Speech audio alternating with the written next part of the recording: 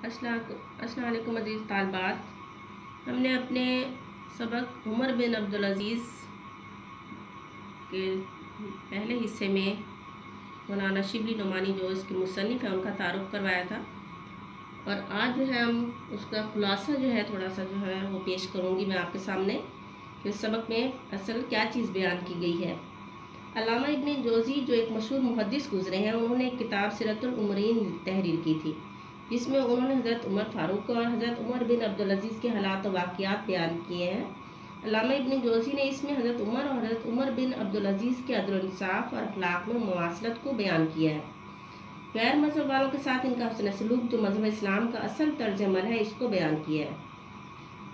Homs کا ایک عیسائی حضرت عمر بن عبدالعزیز رحمۃ اللہ علیہ کے پاس آیا اور ولید بن عبدالملک کے بیٹے عباس کے خلاف شکایت کی کہ اس نے اس کی زمین پر قبضہ کر رکھا ہے۔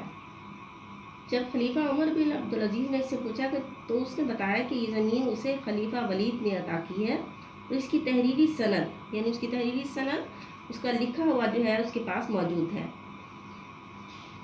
عیسائی نے کہا کہ میں اللہ کی تحریر قرآن مجید کے مطابق فیصلہ چاہتا ہوں۔ عمر بن عبدالعزیز نے کہا کہ اے عباس، میں خدا کی تحریر کو ولید کی تحریر پر مقدم سمجھتا ہوں۔ آپ نے زمین عیسائی کو واپس دلوا دی۔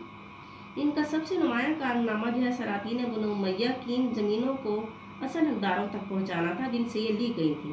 اس سلسلے میں آپ کے خاندان والوں نے آپ کی پھوپھی عمر کو سفارش کے لیے بھیجا، لیکن آپ نے کوئی ایک سفارش بھی قبول نہیں کی، بلکہ آپ نے فرمایا کہ قیامت کے علاوہ میں کسی دن سے نہیں ڈرتا۔